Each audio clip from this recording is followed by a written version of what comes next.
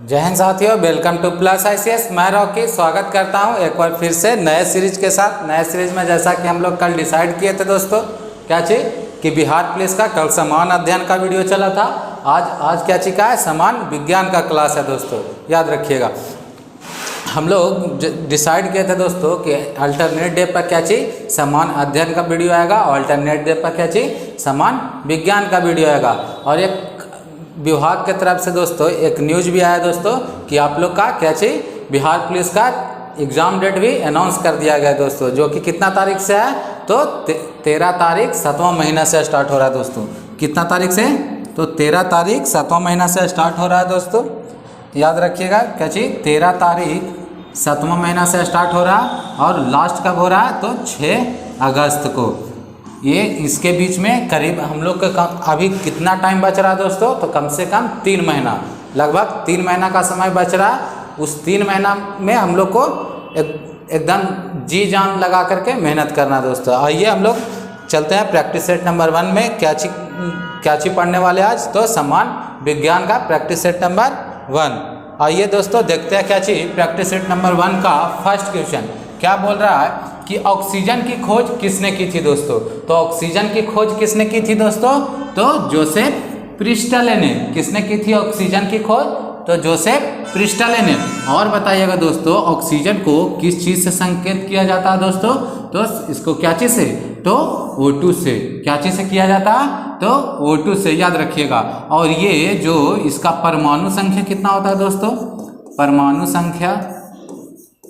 परमाणु संख्या कितना होता है इसका तो 8, याद रखिएगा। इसको ऑक्सीजन को O2 से डिनोट किया जाता है, इसका परमाणु संख्या कितना तो 8 है। इसकी खोज किसने की थी तो जोसेफ प्रिस्टले ने। और बताइएगा दोस्तों क्या चीज कि वायुमंडल में ऑक्सीजन की मात्रा कितनी परसेंट है दोस्तों, तो वायुमंडल में ऑक्सीजन की मात्रा क्या चीज O2 की मात्रा कितना है दोस्तों, कितना परसेंट है तो वायुमंडल में 20.95%, याद रखिएगा 20.95%, याद रखिएगा 95%। और जो फिर लगभग 21% मान के चल सकते हैं दोस्तों कि वायुमंडल में ऑक्सीजन की मात्रा कितना लगभग तो 21%। और हमारे शरीर में ऑक्सीजन की मात्रा कितनी होनी चाहिए दोस्तों, हमारे शरीर में क्या चाहिए मनुष्य में O2 की मात्रा कितनी होनी चाहिए, तो याद रखिएगा कितना 95% से 100% के बीच में, याद रखिएगा 95 से 100 के बीच में होनी चाहिए। और वायुमंडल में ऑक्सीजन की मात्रा कितना होना है तो कितना 21%, लगभग 21%, याद रखिएगा दोस्तों। ऑक्सीजन की खोज किसने की तो जोसेफ प्रिस्टले ने। नेक्स्ट क्वेश्चन चलते हैं। नेक्स्ट क्वेश्चन क्या बोल रहा है कि किस खनिज को वरीड सनशाइन, क्या चीज बोल रहा है दोस्तों, किस खनिज को वरीड सनशाइन यानी दबी हुई धूप के नाम से जाना जाता है दोस्तों। तो आप लोग ऑप्शन देख के बता सकते हैं। दबी हुई धूप को किस नाम से जाना जाता है, ये बहुत बार पूछा गया है दोस्तों कि दबी हुई धूप के नाम से किसे जाना जाता है, तो किसे तो कोयला को। किसे जाना जाता है दबी हुई धूप के नाम से, तो कोयला को या वरीड सनशाइन, याद रखिएगा दोस्तों। और कोयला कितने प्रकार का होता है दोस्तों, तो कोयला के कितने प्रकार होते हैं तो 4 प्रकार, याद रखिएगा। कोयला कितने प्रकार के होते हैं तो 4 प्रकार के। 4 प्रकार में से कौन कौन से है दोस्तों, वो 4 प्रकार कौन कौन से हैं। पहला याद रखिएगा दोस्तों एंथ्रासाइट,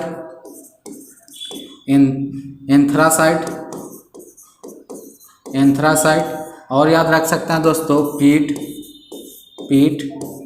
याद रख सकते हैं। और क्या चीज लिग्नाइट। और कोयला कितने प्रकार के होते हैं दोस्तों, तो 4 प्रकार के। कौन कौन, एंथ्रासाइट, पीट, लिग्नाइट और क्या चीज एक और याद रख सकते हैं, क्या चीज बिटुमिनस। क्या चीज बिटुमिनस। ये 4 प्रकार का कोयला पाया जाता है दोस्तों। कौन कौन सा, तो एंथ्रासाइट, पीट, लिग्नाइट और बिटुमिनस, ये चारों याद रखिएगा। और क्या चीज, दबोही धूप के नाम से कौन जाना जाता है, तो कोयला, याद रखिएगा। नेक्स्ट चलते हैं दोस्तों। नेक्स्ट क्या बोल रहा है कि दाब को सूचित किया जाता है। तो दाब को किस क्या चीज से सूचित किया जाता है दोस्तों, तो दाब पहले कहते किसको है दोस्तों, तो क्या चीज, प्रति इकाई क्षेत्र पर लगने वाला बल ही दाब कहलाता है दोस्तों। उसी से बन जाएगा क्या चीज, प्रति इकाई क्षेत्रफल पर लगने वाला बल ही दाब कहलाता है दोस्तों। ऑप्शन फर्स्ट सही हो जाएगा। क्या चीज कि प्रति इकाई क्षेत्रफल पर लगने वाला बल ही क्या चीज, दाब कहलाता है। दाब का एसआई मात्रक क्या चाहिए होता है दोस्तों, एसआई मात्रक क्या होता है, तो पास्कल। इसको क्या चीज में बदल सकता है दोस्तों, क्या चीज, एक पास्कल को क्या चीज, इसको न्यूटन मीटर स्क्वायर भी लिख सकते हैं। क्या चीज दोस्तों, बल का एसआई मात्रक क्या होता है, तो न्यूटन, याद रखिएगा, न्यूटन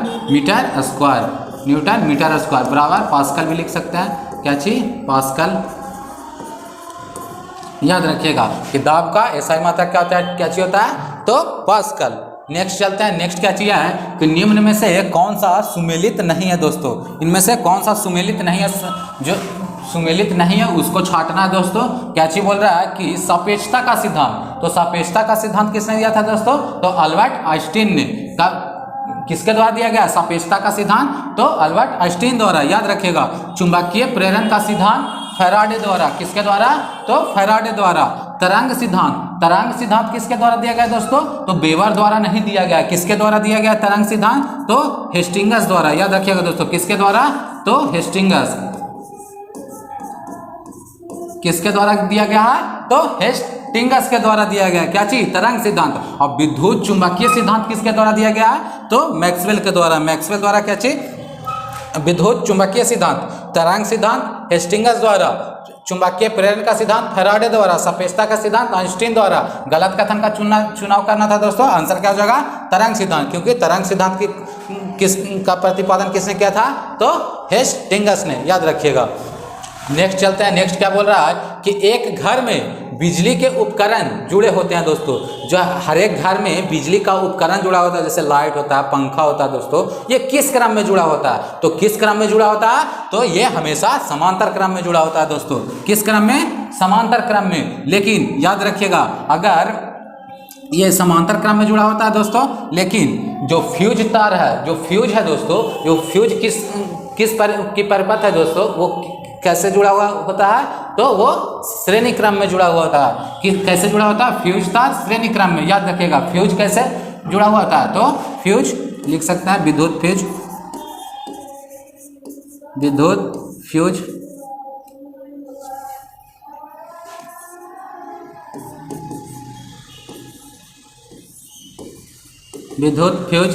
फ्यूज कैसे जुड़ा होता है दोस्तों, तो श्रेणी क्रम में, याद रखिएगा, श्रेणी क्रम में। और ये जो बिजली में सभी उपकरण कैसे जुड़े होते हैं दोस्तों, तो समांतर क्रम में, याद रखिएगा। नेक्स्ट चलते हैं दोस्तों। नेक्स्ट क्या बोल रहा है कि निम्न में से किसमें प्रतिरक्षी गठन होता है दोस्तों। क्या चीज बोल रहा है, प्रतिरक्षी, यानी एंटीबॉडी फॉर्मेशन किसमें होता है दोस्तों, तो रक्त प्लाज्मा कोशिकाओं में। किसमें होता है, रक्त प्लाज्मा कोशिकाओं में। लेकिन शरीर में एंटीबॉडी किससे माना जाता है, तो किससे माना जाता है, शरीर प्रणाली में किससे माना जाता है, तो WBC को, याद रखिएगा दोस्तों। शरीर प्रणाली में एंटीबॉडी किससे माना जाता है, तो WBC को, याद रखिएगा। शरीर प्रणाली में, याद रखिएगा, शरीर में एंटीबॉडी यानी प्रतिरक्षी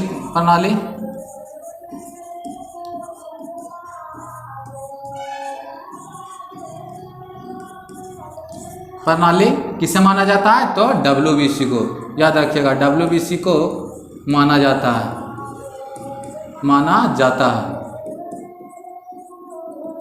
और याद रख सकते हैं दोस्तों, क्या चीज कि शरीर में प्रतिरक्षी प्रणाली WBC को माना जाता है। RBC का यानी रेड ब्लड सेल, याद रख सकते हैं। रेड ब्लड सेल का निर्माण कहाँ होता है दोस्तों, RBC का निर्माण कहाँ होता है, RBC का निर्माण कहाँ होता है, तो अस्थि मज्जा में। कहाँ होता है, अस्थि मज्जा में। और RBC का जो रेड ब्लड सेल है दोस्तों, ये लाल होने का कारण क्या है दोस्तों, खून का लाल होने का कारण क्या है, लाल होने का कारण, लाल होने का कारण तो हीमोग्लोबिन के कारण होता है। क्या चीज के कारण? हीमोग्लोबिन के कारण।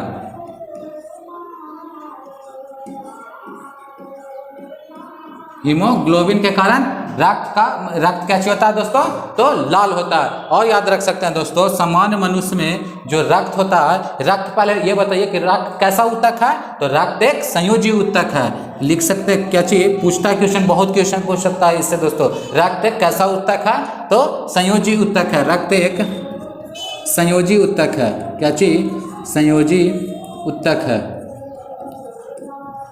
रक्त कैसा ऊतक है? तो संयोजी ऊतक है। याद रखिएगा ध्यान से कि रक्त कैसा ऊतक है? तो संयोजी ऊतक है। मानव शरीर में जो रक्त है दोस्तों, जो मानव शरीर में रक्त है वो कितना लीटर होता है दोस्तों? तो वयस्क मनुष्य में रक्त की मात्रा कितना होता है दोस्तों? तो 5 से 6 लीटर। लेकिन महिलाओं में उससे आधा लीटर कम होता है दोस्तों। अगर मान लीजिए एक वयस्क मनुष्य में कितना लीटर हो गया? मान लीजिए कि 5 लीटर, 5.5 लीटर हो गया दोस्तों। तो महिला में कितना होगा?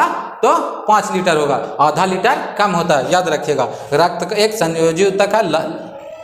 लाल होने के कारण क्या चाहिए दोस्तों? हीमोग्लोबिन के कारण लाल होता है। आरबीसी का निर्माण क्या चाहिए होता है? कहाँ होता है? तो अस्थि मज्जा में। और याद रख सकते हैं दोस्तों कि रक्त की कमी से होने वाला रोग, रक्त से कमी होने, रक्त के कारण, रक्त की कमी के कारण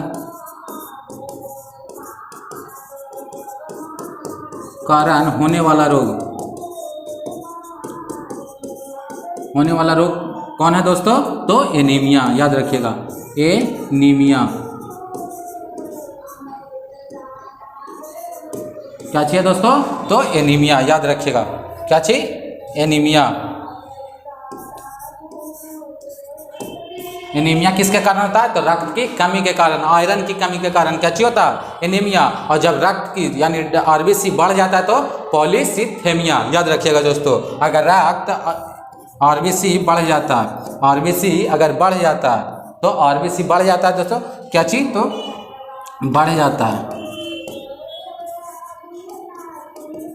बढ़ जाता है तो क्या चीज होता है? पॉलीसिथेमिया। याद रखिएगा दोस्तों पॉलीसिथेमिया।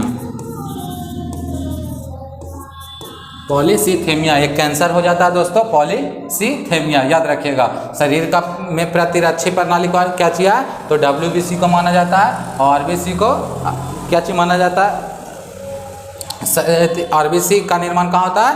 तो अस्थि मज्जा में। याद रखिएगा। नेक्स्ट क्वेश्चन चलते हैं। नेक्स्ट क्वेश्चन क्या बोल रहा है? निम्न में से कौन सा मच्छर जनित रोग है? मच्छर जनित रोग है मतलब मच्छर, अच्छा से पढ़िएगा दोस्तों, क्या चाहिए कि रोग नहीं है, मच्छर जनित रोग नहीं है, नहीं पूछ रहा। तो मच्छर के कारण कौन सा रोग नहीं होता? तो डेंगू, डेंगू तो होता है दोस्तों मच्छर के कारण। मलेरिया, मलेरिया भी होता है दोस्तों। तो नींद की बीमारी या फाइलेरिया, तो इसमें क्या हो जाएगा दोस्तों? क्या चाहिए कि फाइलेरिया भी मच्छर के कारण होता है, लेकिन नींद की जो होता है दोस्तों ये क्या चीज के होता है?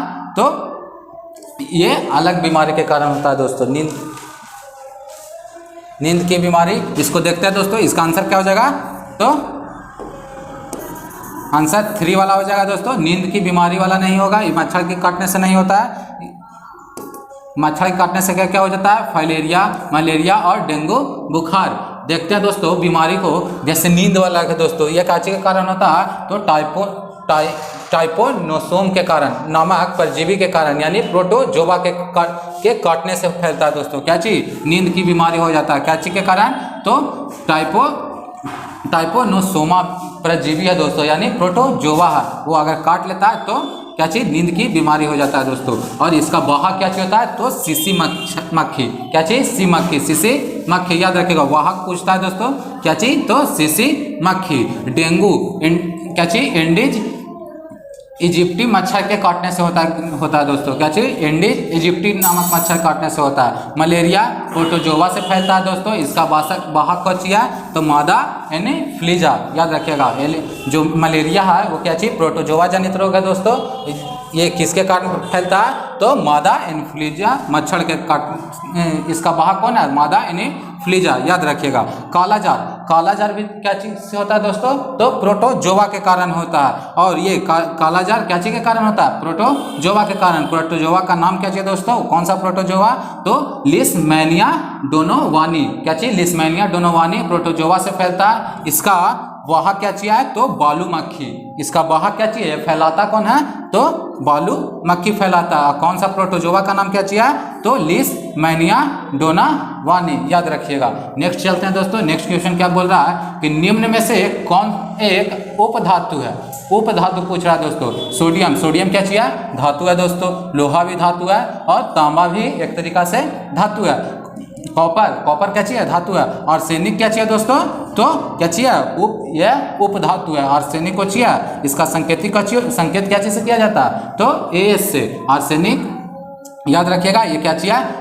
क्या चाहिए? ये तो उपधातु है। सोडियम, सोडियम को क्या चीज से इंडिकेट किया जाता है दोस्तों? तो Na, याद रखिएगा। Na मतलब सोडियम, लोहा को Fe से, और कॉपर यानी तांबा यानी Cu, Cu से क्या चीज डिनोट किया जाता है? तो तांबा को। इसका आंसर क्या हो जाएगा दोस्तों? तो 4 वाला 4 वाला आंसर हो जाएगा। ये उपधातु पूछ रहा था, तो उपधातु क्या है? तो आर्सेनिक, याद रखिएगा। नेक्स्ट क्वेश्चन चलता है। नेक्स्ट में क्या बोल रहा है कि निम्न में से सही कथन का चयन करें। सही कथन का चुनाव करना है दोस्तों। कौन सा सही कथन है? सभी कोशिकाओं में एक कोशिका भित्ति होती है दोस्तों। हम लोग क्या पढ़े हैं दोस्तों कि सभी कोशिकाओं में एक कोशिका भित्ति होती है?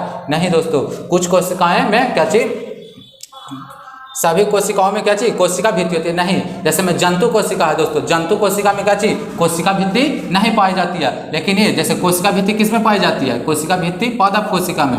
क्या चीज? पादप कोशिका में।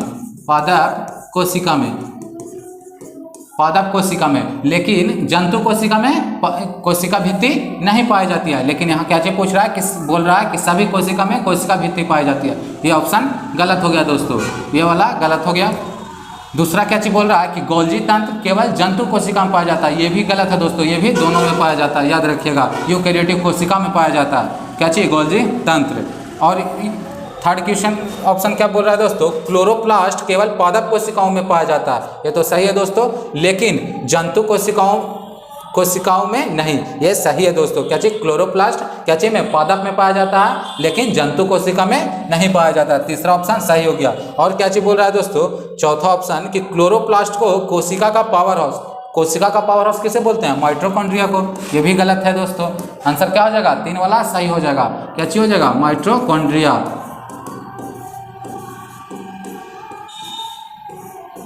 माइटोकॉन्ड्रिया को क्या चीज बोलते हैं? कोशिका का पावर हाउस। और जो कोशिका भित्ति क्या चीज में पाया जाता है? पादप कोशिका में, ना कि जंतु कोशिका में, याद रखिएगा दोस्तों। नेक्स्ट चलते हैं। नेक्स्ट क्वेश्चन क्या है कि इलेक्ट्रॉन वोल्ट किसकी इकाई है दोस्तों? किसका इकाई है? इलेक्ट्रॉन वोल्ट किसका इकाई है? तो किसका इकाई है? तो ऊर्जा का। ऊर्जा का क्या चीज का एक और इकाई क्या चीज बोल सकते हैं दोस्तों? इकाई जूल। ऊर्जा का अन्य इकाई क्या चाहिए दोस्तों? तो जूल। और इलेक्ट्रॉन वोल्ट भी किसका इकाई है? तो ऊर्जा का। शक्ति का क्या चाहिए दोस्तों? तो वाट। शक्ति का इकाई क्या चाहिए? वाट। विद्युत धारा का एम्पियर। विद्युत धारा का इकाई क्या चाहिए? तो एम्पियर। विभवांतर का इकाई क्या चाहिए? तो वोल्ट। विभवांतर का क्या चाहिए? वोल्ट। विभवांतर का वोल्ट, विद्युत धारा का एम्पियर, और शक्ति का वाट, ऊर्जा का जूल या इलेक्ट्रॉन वोल्ट, याद रखिएगा। नेक्स्ट क्वेश्चन चलता है। नेक्स्ट में क्या बोल रहा है? क्या चीज? गुर्दे यानी किडनी। किडनी की संरचनात्मक और क्रियात्मक इकाई। किडनी का क्रियात्मक इकाई क्या चाहिए दोस्तों? तो नेफ्रॉन। नेफ्रॉन, नेफ्रॉन हो जाएगा आंसर दोस्तों। ऑप्शन 3 सही हो जाएगा। वृकाणु जिसको बोलते हैं दोस्तों, क्या चीज? संरचनात्मक और क्रियात्मक इकाई क्या चाहिए किडनी का?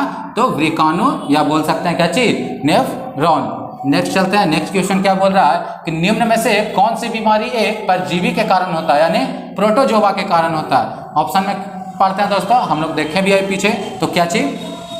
न्यूमोनिया दोस्तों। ऑप्शन क्या चाहिए दोस्तों? न्यूमोनिया, मलेरिया, घेंघा, प्लेग। प्लेग हम लोग पढ़े हैं दोस्तों। प्लेग का चीज के कारण होता है? प्लेग किसके कारण होता है? तो बैक्टीरिया के कारण। क्या चीज के कारण होता है? तो बैक्टीरिया।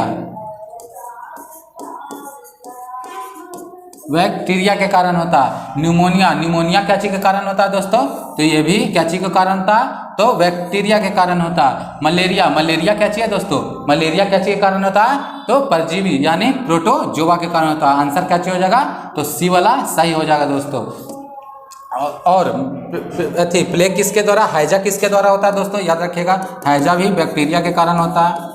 हैजा, हैजा किसके कारण होता है। टाइफाइड किसके कारण होता है, टाइफाइड, टाइफाइड किसके कारण होता है, तो बैक्टीरिया के कारण। हैजा किसके कारण, तो बैक्टीरिया के कारण। न्यूमोनिया किसके कारण, तो बैक्टीरिया के कारण। हैजा, टाइफाइड, न्यूमोनिया, प्लेग, काली खांसी याद रख सकते हैं दोस्तों, काली खांसी, काली खांसी,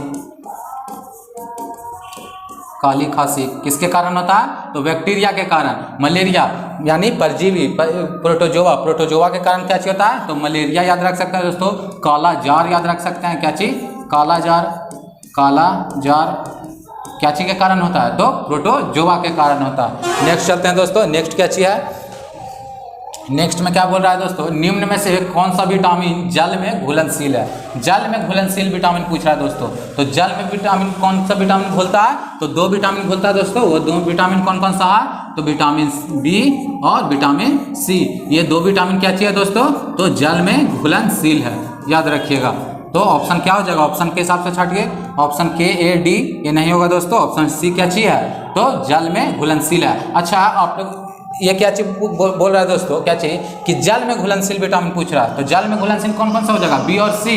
लेकिन अगर वसा में पूछे तो, वसा, वसा में पूछे तो वसा में क्या हो जाएगा दोस्तों, क्या चीज याद रख सकते हैं, ए होता है दोस्तों, डी, ए होता है, डी होता है, के होता है, ई होता है, ये सब क्या चाहिए दोस्तों, तो वसा में घुलनशील विटामिन है दोस्तों। कौन सा, ये सब जो चार विटामिन कौन सा है, तो वसा में घुलनशील विटामिन है। और ये विटामिन क्या चाहिए, तो जल में घुलनशील विटामिन है, याद रखिएगा। और अब बताइएगा क्या चीज, बताइएगा दोस्तों क्या चीज, विटामिन की खोज किसने की, विटामिन की खोज किसने की, तो फंक ने, याद रखिएगा, किसने की, तो फंक ने।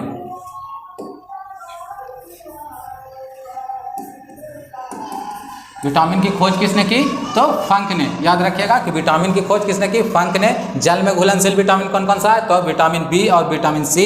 वसा में विटामिन ए, बी, के और ई। अब हम लोग जानते हैं दोस्तों विटामिन ए, विटामिन ए का रासायनिक नाम क्या चाहिए दोस्तों, तो रेटिनॉल, याद रखिएगा। रासायनिक नाम लिखवा रहे हैं दोस्तों सभी का, क्या चीज, विटामिन ए में, विटामिन ए का रासायनिक नाम बताइएगा दोस्तों, क्या चीज, तो रेटिनॉल, रेटिनॉल। विटामिन ए का रासायनिक नाम क्या चाहिए, रेटिनॉल। विटामिन बी का क्या चाहिए, तो थायमिन, याद रखिएगा, थायमिन, थायमिन क्या चाहिए, तो विटामिन बी का। विटामिन के का क्या चाहिए दोस्तों, विटामिन ई का क्या चाहिए दोस्तों। और एक विटामिन के, विटामिन ई और विटामिन बी का देखते हैं दोस्तों, विटामिन बी का हो गया दोस्तों थायमिन। और विटामिन सी का क्या चाहिए, एस्कॉर्बिक एसिड, क्या चाहिए, एस्कॉर्बिक एसिड।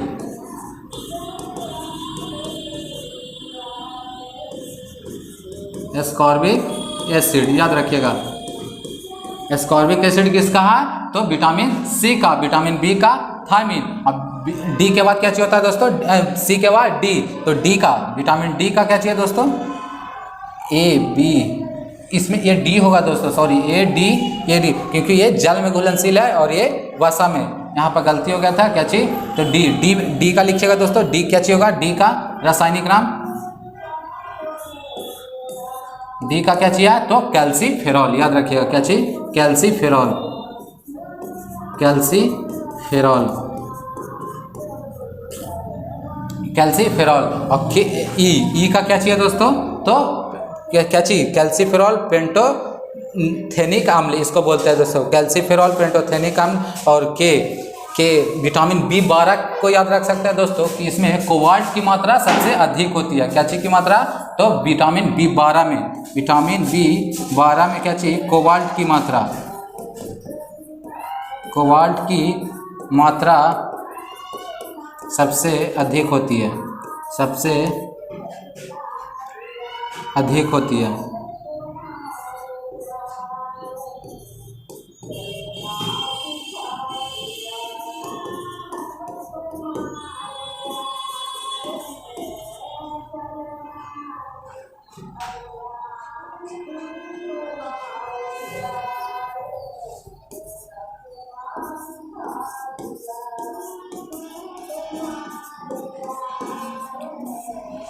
याद कर सकते हैं दोस्तों क्या चीज, विटामिन ए का रेटिनॉल बोलते हैं, विटामिन बी का क्या चीज हो गया दोस्तों, थायमिन, विटामिन बी का थायमिन, थायमिन, विटामिन बी का थायमिन, विटामिन सी का क्या चीज, एस्कॉर्बिक एसिड, विटामिन डी का कैल्सीफेरॉल और विटामिन ई का टोकोफेरॉल, विटामिन ई का क्या चीज, टोकोफेरॉल, विटामिन के का भी लिख लेते हैं दोस्तों क्या चीज, फिलोकोवानिन, फिलोकोवानिन, याद रखिएगा, फिलोकोवानिन, फिलोकोवानिन क्या चाहिए दोस्तों, विटामिन के का, विटामिन ई का टोकोफेरॉल और विटामिन बी12 का साइनोकोवानिन। ये बहुत बार पूछा गया दोस्तों क्या चीज, विटामिन बी12 का क्या चीज, साइनोकोवानिन, याद रखिएगा।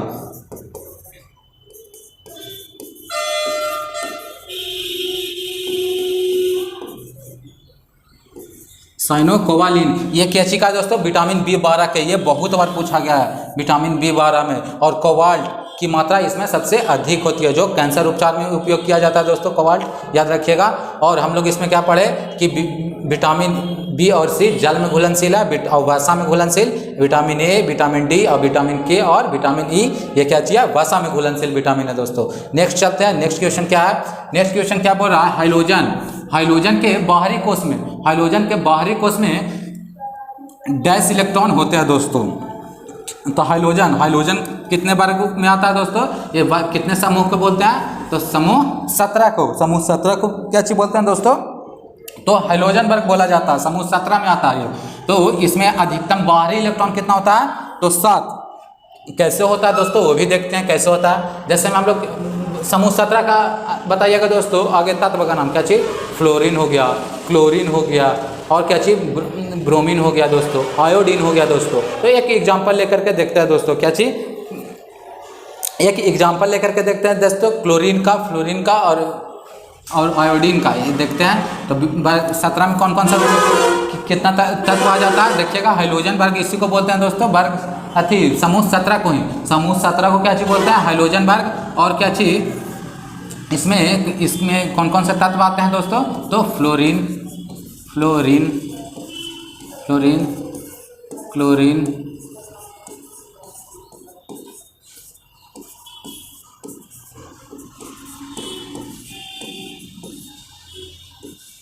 ब्रोमीन और चौथा याद रख सकते हैं क्या चीज, तो आयोडीन, आयोडीन ये क्या चीज का है दोस्तों, तो वर्ग अति समूह 17 में आते हैं, फ्लोरीन, क्लोरीन, ब्रोमीन और आयोडीन। फ्लोरीन का, जैसे फ्लोरीन का सूत्र कितना होता है दोस्तों, परमाणु संख्या कितना है, तो 17। और हम लोग जब भी जानते हैं कक्षा में कितने इलेक्ट्रॉन होता है दोस्तों, जो वृत्ताकार कक्षा में जो इलेक्ट्रॉन होता है कितने, अगर पहले बताइए कितने कक्षा होता है, तो 7 कक्षा होते हैं। तो कक्षाओं की संख्या कितनी होती है, कक्षा की संख्या कितनी होती है न्यूट्रॉन में, तो एक न्यूट्रॉन में कक्षा की संख्या कितनी होती है, तो 7। कौन कौन सा है, तो जे, के, एल, एम, एन, ओ, पी, कितना हो गया दोस्तों, 3 और 3 6 और 1 7 कक्षा होती है। तो कौन कौन, तो 7 कक्षा। और जैसे में जे में क्या चाहिए कितना होता है दोस्तों, तो जे कक्षा में अधिकतम इलेक्ट्रॉन कितना होता है, तो 2, 8, 18, 28 इसी तरीका से बढ़ते जाता है दोस्तों, 2n² के आधार पर, याद रखिएगा 2n² के आधार पर बढ़ते जाता है। तो जैसे फ्लोरीन को तोड़िए दोस्तों, तो इसको कैसे तोड़िएगा, फ्लोरीन, इसका सूत्र कितना होता है दोस्तों, फ्लोरीन का शायद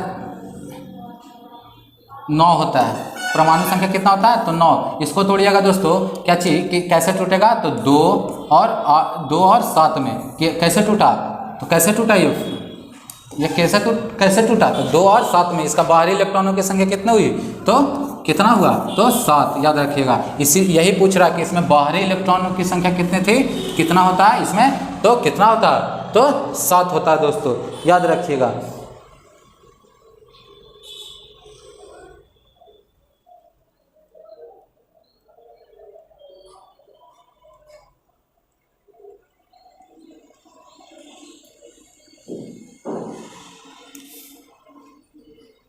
नेक्स्ट चलते हैं दोस्तों, नेक्स्ट क्वेश्चन क्या बोल रहा है, नेक्स्ट देखते हैं। नेक्स्ट क्या है कि एलईडी तकनीक में कौन सी अर्धचालक प्रयुक्त किया जाता है दोस्तों, तो एलईडी में क्या चीज प्रयुक्त किया जाता है, तो गैलियम का उपयोग किया जाता है दोस्तों। क्या चीज का उपयोग किया जाता है, तो गैलियम का, याद रखिएगा। एलईडी में क्या चीज का उपयोग किया जाता है, तो गैलियम का।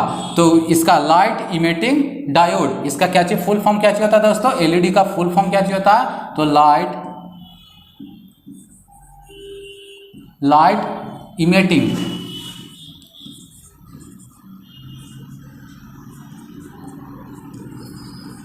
Emitting diode, light emitting diode, इसका क्या चीज होता है दोस्तों? फुल फॉर्म याद रखिएगा। लाइट इमेटिंग डायोड क्या चीज होता है? तो एलईडी का फुल फॉर्म। इसमें क्या चीज़ का उपयोग किया जा, किस अर्धचालक का उपयोग किया जाता है? तो गैलियम का उपयोग किया जाता है, याद रखिएगा। नेक्स्ट क्वेश्चन चलते हैं। नेक्स्ट क्वेश्चन क्या बोल रहा है कि निम्न में से किसे हरित शैवाल भी कहा जाता है दोस्तों? हरित शैवाल किसे कहा जाता है? तो हरित शैवाल किसे कहा जाता है दोस्तों? तो क्लोरोफाइसिको। किसको बोला जाता है? तो क्लोरोफाइसिको। हरित शैवाल किसे बोला जाता है? तो क्लोरोफाइसिको, याद रखिएगा।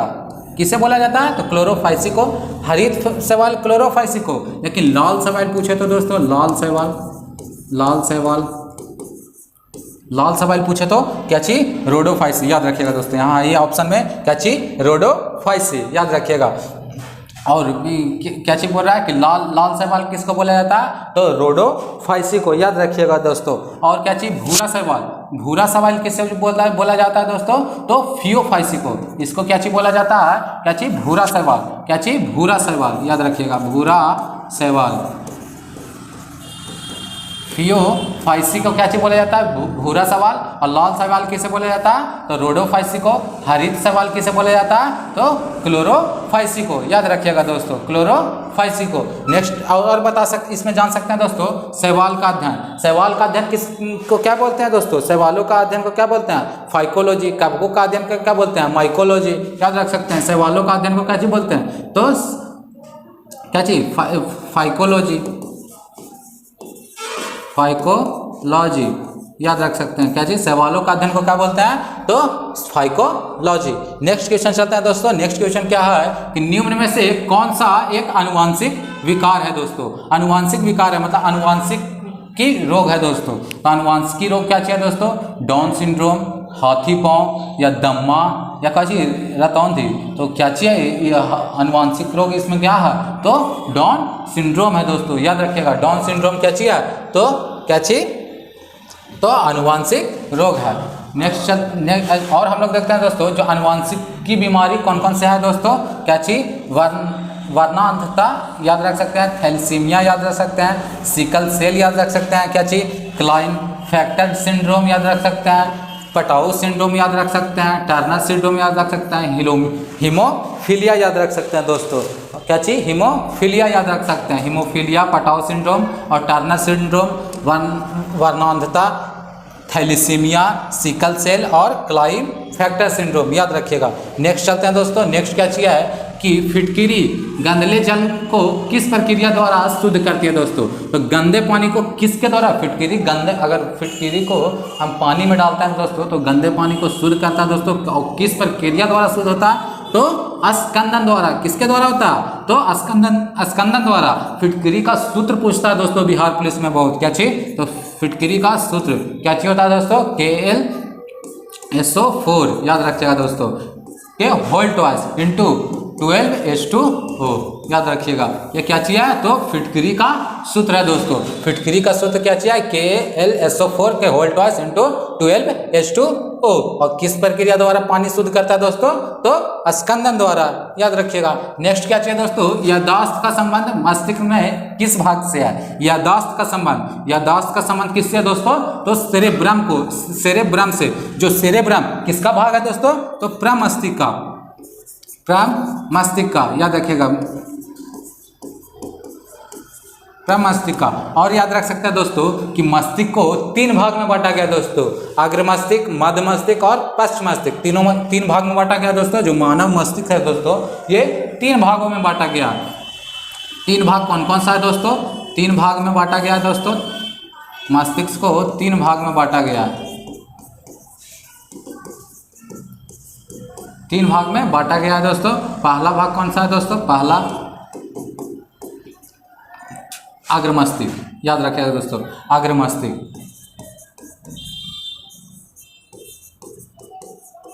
और इसी का भाग है दोस्तों, ये सेरेब्रम है ना, जो इसी का भाग है दोस्तों, अग्र मस्तिष्क का, याद रख सकते हैं। फिर मध्य मस्तिष्क,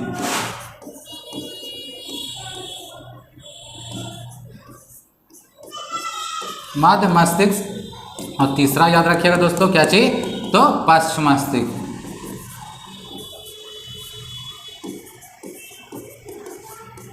पश्च मस्तिष्क। ये भी किसका भाग है? तो 3 भाग है दोस्तों, मस्तिष्क का अग्र मस्तिष्क, मध्य मस्तिष्क और पश्च मस्तिष्क। सबसे बड़ा भाग क्या चाहिए दोस्तों? तो अग्र मस्तिष्क ही सबसे बड़ा भाग है दोस्तों, सबसे बड़ा भाग, सबसे बड़ा भाग, बड़ा भाग, सबसे बड़ा भाग क्या चाहिए? तो अग्र मस्तिष्क का प्रमस्तिष्क, यही क्या चाहिए? सबसे बड़ा भाग है, याद रखिएगा दोस्तों। और मस्तिष्क में कुल कितनी हड्डियाँ है दोस्तों? जो मानव खोपड़ी है दोस्तों, इसमें कुल कितना हड्डी है? कुल हड्डी, मस्तिष्क में कुल हड्डी क्या चाहिए दोस्तों? कि मस्तिष्क में कुल हड्डी, कुल हड्डी पूछे तो, कुल पूछे तो कितना? 22, लेकिन दोस्तों याद रखिएगा, कुल पूछे तो कितना? 22।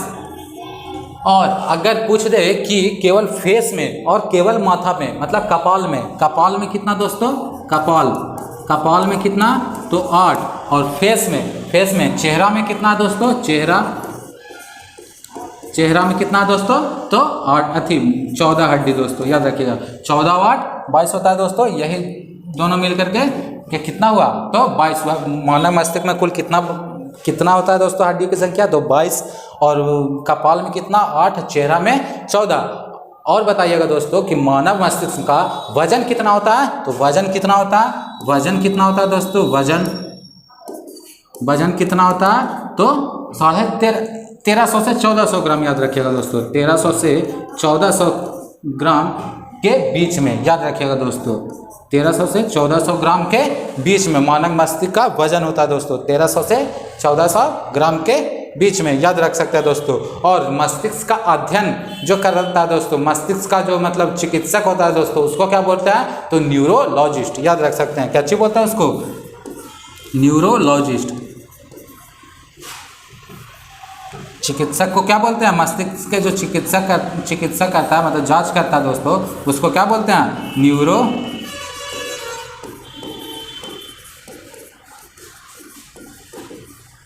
न्यूरोलॉजिस्ट। वजन कितना होता है दोस्तों? 1300 से 1400 ग्राम। कपाल में कितना हड्डी? 8, चेहरा में 14, कुल हड्डी 22। मस्तिष्क को 3 भाग में बांटा गया दोस्तों, अग्र मस्तिष्क, मध्य मस्तिष्क और पश्च मस्तिष्क। और ये जो याददाश्त संबंधी कहाँ है दोस्तों? तो किस भाग से है? तो सेरेब्रम से, याद रखिएगा। नेक्स्ट चलते हैं दोस्तों। नेक्स्ट क्या चीज है कि निम्न में से कौन ऊष्मा की इकाई है दोस्तों? ऊष्मा का इकाई पूछ रहा है दोस्तों, ऊष्मा का इकाई। तो ऊष्मा का इकाई कौन सी इकाई? नहीं है दोस्तों, इकाई नहीं पूछ रहा। तो नहीं पूछ रहा दोस्तों, ऑप्शन से पढ़िए। कैलोरी ऊष्मा का इकाई दोस्तों, किलो कैलोरी भी ऊष्मा का इकाई है। और किलो जूल किसका है दोस्तों? तो ऊष्मा का। वाट किसका है दोस्तों? हम लोग पहले भी पढ़े दोस्तों, अभी जस्ट कि क्या चीज का मात्रक है? तो शक्ति का मात्रक है। वाट क्या चीज का मात्रक है? इकाई है। तो शक्ति का इकाई क्या चीज है? वाट। किलो कैलोरी या किलो जूल या किलो कैलोरी या खाली कैलोरी, यह क्या चीज का मात्रक है दोस्तों? तो ऊष्मा का मात्रक है दोस्तों। आज का वीडियो यहीं समाप्त हुआ दोस्तों। अगले दिन हम लोग फिर से मिलेंगे नए में कल नेक्स्ट वीडियो में क्या चाहिए? समान अध्ययन के साथ दोस्तों। ऐसा ही अल्टरनेट डे पर क्लास चलेगा दोस्तों। अगर ये सेशन अच्छा लग रहा होगा दोस्तों तो शेयर जरूर कीजिएगा और लाइक और सब्सक्राइब जरूर कीजिएगा दोस्तों। मिलते हैं नए वीडियो के साथ। जय हिंद।